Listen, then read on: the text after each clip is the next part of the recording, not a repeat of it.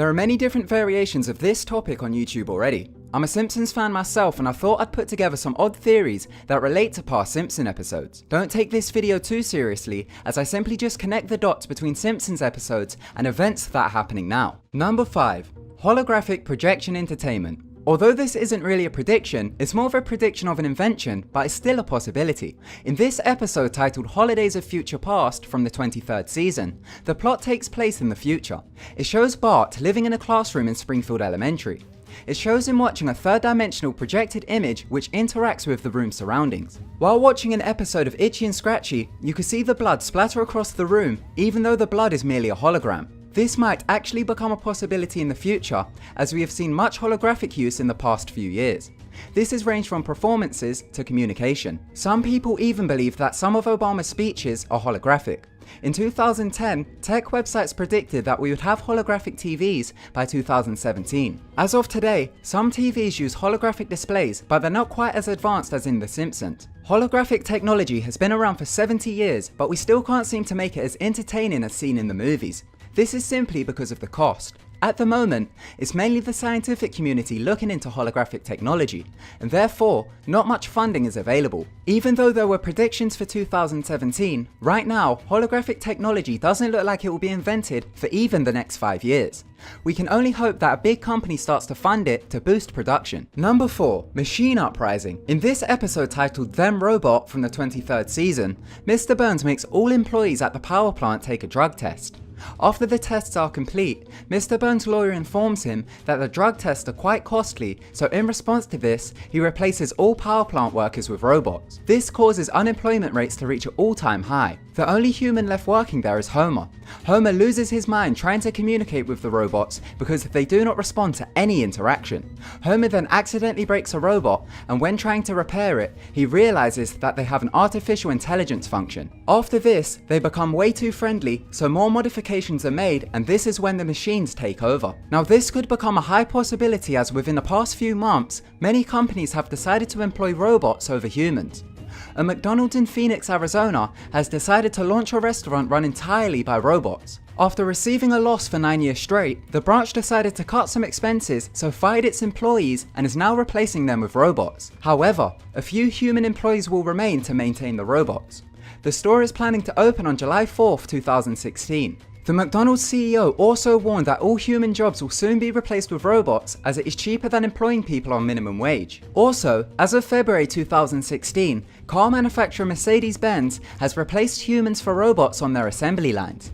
More and more companies from around the world have begun to replace humans for robots, as it is much cheaper. So could a robot uprising be coming soon? Number 3. Donald Trump becomes president. This episode titled Bart to the Future was released in 2000. It is the 17th episode of the 11th season.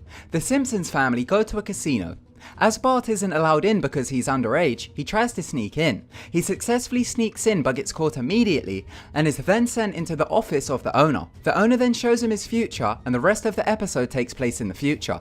The future shows that Bart has become a pathetic loser, while his sister Lisa has become the president of the United States. Once in office, Lisa states that the president before her was Trump, and that he caused some financial turmoil in America's budget, and claims he left the country broke. Milhouse then goes on to explain that the previous administration tried to invest in the children of America to build a better future, but failed. Now, there is a very big chance that Trump might become the next president of the United States, as he seems to be dominating the presidential campaign.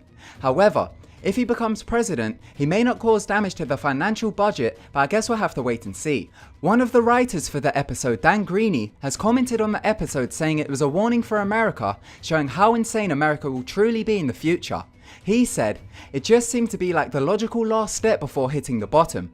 It was pitched because it was consistent with the vision of America going insane." Number 2. End times. This isn't much of a prediction, as they were predicting what was going to happen on Y2K. The Y2K scare came as we approached the year 2000. This was because computer programmers had to update the details on many technological softwares, but because the programmers represented the 4-digit year with only the final 2 digits, the year 2000 became indistinguishable to the year 1900, and therefore, many people believed technology was going to fail and cause an apocalypse. But clearly, as we're still here, the programmers managed to fix the bug. However, In the episode, many occurrences match happenings of the past few years, so the apocalypse could be right around the corner. Coming from season 11 episode 4 from the Treehouse of Horror franchise, this segment is titled Life's a Glitch and Then You Die. It begins with a countdown to the year 2000. Lisa then warns Homer of impending danger of faulty units within the Y2K's bug system. Once the clock hits midnight, it comes to the realization that Homer didn't debug the computers at the power plant, and therefore the other computers in the country are affected and the apocalypse begins. All electronics start to fail and planes begin to fall out the sky. This seems familiar as over the past few years many planes has mysteriously disappeared out the sky without a trace. For example, Egypt Air Flight 804 and Malaysia Airline Flight 370. As for technology failures, we have seen the rise and fall of hoverboards, the malfunction of self-driving cars, and we have seen many software glitches within banking systems. As the episode goes on, the Springfield community console in the church, but then abandon this idea and go looting. While out, the Simpsons family come across a hurt Krusty the Clown. They find a note on him, which is an invitation to partake in Operation Exodus. Once they get the location, they find a rocket which is going to Mars. Many famous people are queuing up to go aboard. This might actually become a reality as NASA are planning to colonize Mars by the year 2030, but I'm guessing not any average Joe will get the golden ticket. As there is so much war on Earth already, this could lead to an outer space war, and the idea could lead to real life Star Wars. Lisa is allowed to board the rocket but can only bring Marge with her, which leads to Homer and Bart finding a different rocket. They then go inside and notice that instead of heading for Mars, the rocket is heading for the sun. They then hit an eject button and float off into space, and the episode ends. So could have Y2K just been a warning to the impending doom waiting to come as we progress with technology? Number 1. Reptilian Politicians. This episode is the first episode of the 8th season. It is also part of the Treehouse of Horror franchise. In this segment called Citizen Kang, we see Homer fishing in a lake. He is then abducted by aliens. The aliens demand that Homer brings them to the leaders of his country, so he takes them to the White House where they abduct Bill Clinton. The episode was released on October 27, 1996. A few days after its release, the 1996 presidential election occurred between Bill Clinton and Bob Dole.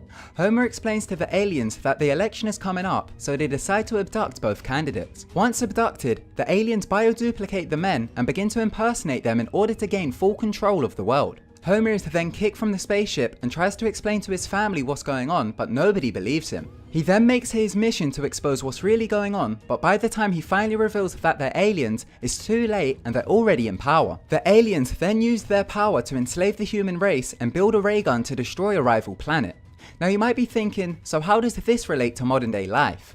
Well, writer, public speaker, former member of the British Green Party and world-renowned conspiracy theorist David Icke believes that interdimensional beings from beyond our visible light dimension have possessed or taken form of world leaders in order to bring havoc among the world. Now this may sound crazy right off the bat, but it actually has historical evidence to back it. However, it would take far too long to get into in this video. People say, and I understand it completely, you can't shift from a solid body to a solid body and back again. It's daft. I agree completely. You can't. But that's not what's happening. These different physical forms are energetic fields. Let's go back to that image from earlier of the energy field. It goes through the decoding system and becomes an apparently physical form that we see in our everyday life. He and many others believe these reptilian beings can be the cause of UFO sightings and descriptions of demons in past books such as the Bible. Many people believe these reptilians are related to the Elohim mentioned in the Bible, and also explains why it was a serpent that tempted Adam and Eve. The strange thing is, almost every culture from around the world mentions the reptilians. Also, many ancient artworks and sculptures depict the reptilians, such as these sculptures which date back to the Ubaid period from roughly 6000 BC. They were discovered by a British archaeologist called Charles Woolley in the 1920s and the 1930s. He found them in cemeteries in southern Iraq. Now believe it or not, there is actually some scientific evidence that backs the reptilian theory, which doesn't include mythical beings. It is known as the triune brain. The triune brain, also known as the reptilian complex, is a model which shows the evolution of the vertebrate forebrain and its behavior. It was proposed by an American physician and neuroscientist, Paul MacLean. In simpler terms, the evolutionary theory shows that we evolved from reptiles and fish. Due to this, we still have a reptilian section in the brain which is responsible for more primal instinct such as aggression, dominance, territoriality and ritual displays. Therefore, brains of politicians and the elite could be more active in this certain area, which would explain why there has been so many wars and havoc in the past. But you never know, they could actually be possessed by reptilian entities from different dimensions. The theory goes quite deep. Thank you so much for watching. If you enjoyed the video, then be sure to give it a big thumbs up and don't forget to subscribe to keep updated with our videos. Goodbye.